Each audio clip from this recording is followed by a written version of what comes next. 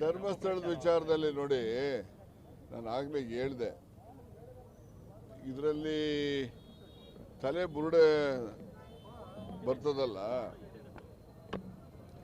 ತಲೆ ಬುರುಡೆ ತೆಗಿತಕ್ಕಂಥದ್ದು ಬಾಡಿನ ನಾವು ಭೂಮಿನಲ್ಲೇ ಹಾಕಿ ಮಣ್ಣು ಮಾಡಿದ ಮೇಲೆ ಆ ತಲೆ ಬುರುಡೆ ತೆಗೆದಿರ್ತಕ್ಕಂಥದ್ದು. ಮಣ್ಣು ಮಾಡೋವರೆಗೂ ಹೆಣ ನಮ್ದಷ್ಟೇ. ಮಣ್ಣು ಮಾಡಿದ ಮೇಲೆ ಅದಕ್ಕೆ ಅಧಿಕಾರಕ್ಕೆ ಅದು ಯಾರಿಗಿದೆ ಏನಿದೆ ಅನ್ನೋದು ಕಾನೂನಲ್ಲಿದೆ. ಒಂದು ಬಾಡಿ ನಾವು ಮಣ್ಣು ಮಾಡಿದ ಮೇಲೆ ನಮ್ಮದೇ ಬಾಡಿ ಇದ್ರೂ ಕೂಡ ನಮಗೆ ತೆಗಿಲಿಕ್ಕೆ ಅಧಿಕಾರ ಇಲ್ಲ.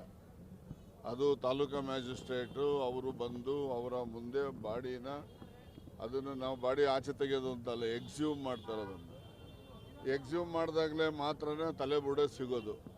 ಇವನು ತಲೆ ಬುರುಡೆ ತರಬೇಕಾದ್ರೆ ಎಲ್ಲಿ ಎಕ್ಸ್ಯೂಮ್ ಮಾಡಿಸಿದ್ದಾನೆ? ಮೊದಲೇ ಬೇಸಿಕಲ್ಲಿ ಕಾನೂನನ್ನು ಮೀರಿ ತಲೆ ಬುರುಡೆ ತಂದಿರ್ತಕ್ಕಂಥ. ಮೊದಲು ಅದನ್ನು ಕೇಳಬೇಕಲ್ಲ, ಎಲ್ಲಪ್ಪ ಇದ್ರ ಹೆಣ ಎಲ್ಲೈತೆ, ಎಲ್ಲಿ ಹೂಡಿದ್ರಿ, ಎಲ್ಲಿ ತೆಗೆದ್ರಿ, ಬುರುಡೆ ಎಲ್ಲಿ ತೆಗೆದೆ, ನಿನಗೆ ಯಾರು ಅಧಿಕಾರ ಕೊಟ್ಟವ್ರು ಯಾರು, ಅದನ್ನು ಮೊದಲು ವಿಚಾರಣೆ ಮಾಡಬೇಕಿತ್ತಲ್ಲ.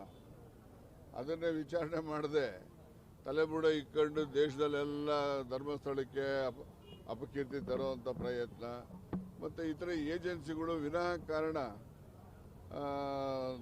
ಅದನ್ನು ದೊಡ್ಡ ಮಟ್ಟಕ್ಕೆ ತೆಗೆದುಕೊಂಡು ಹೋಗಿ ಎಲ್ಲ ಗುಂಡಿಗಳು ತೆಗೆಯೋದು, ಎಲ್ಲ ಮನೆ ಮುಂದೆನೇ ಗುಂಡಿಗಳು ತೆಗೆದು ಪಾಪ ಮನೆಗಳಿಗೆಲ್ಲ ತೊಂದರೆ ಕೊಟ್ಟವ್ರಿಗೆ ಅಲ್ಲಿ. ಸೊ ಈ ಥರ ಎಲ್ಲ ಆಗಿದೆ. ಇದೆಲ್ಲ ಆಗ್ತಾ ಇರಲಿಲ್ಲ. ಪ್ರಾರಂಭಿಕ ಹಂತದಲ್ಲೇ ಸಾಮಾನ್ಯ ಜ್ಞಾನ ಬಳಸಿ ವಿಚಾರಣೆ ಪ್ರಾರಂಭ ಮಾಡಿದರೆ ಇದು ಇಷ್ಟೆಲ್ಲ ಅನಾಹುತಗಳು ಆಗ್ತಾ ಇರಲಿಲ್ಲ.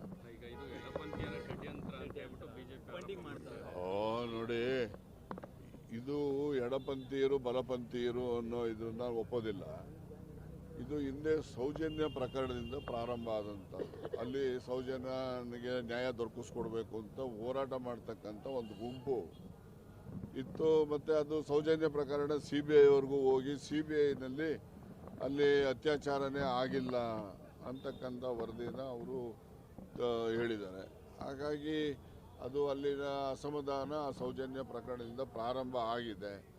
ಅದಕ್ಕೆ ಯಾರು ಬೆಂಬಲ ಕೊಡ್ತಾರೆ, ಯಾರು ಬೆಂಬಲ ಕೊಡೋದಿಲ್ಲ ಅಂತಕ್ಕಂಥದ್ದನ್ನು ನಾವು ಇಲ್ಲಿಂದ ಹೇಳಲಿಕ್ಕೆ ಆಗೋದಿಲ್ಲ.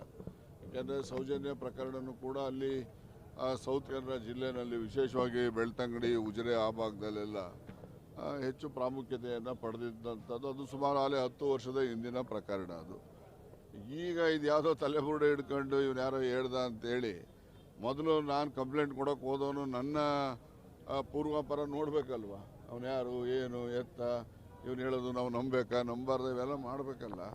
ಅದನ್ನೆಲ್ಲ ಪೂರ್ವಾಪರ ಅವೆಲ್ಲ ನೋಡ್ದೇ ಅವನ ಹತ್ರ 164 ಸ್ಟೇಟ್ಮೆಂಟ್ ಮಾಡಿಸಿ SIT ಮಾಡ್ಕೊಂಡು ಇಲ್ಲಿ ತನಕ ಮಾಡಿರ್ತಕ್ಕಂಥದ್ದು.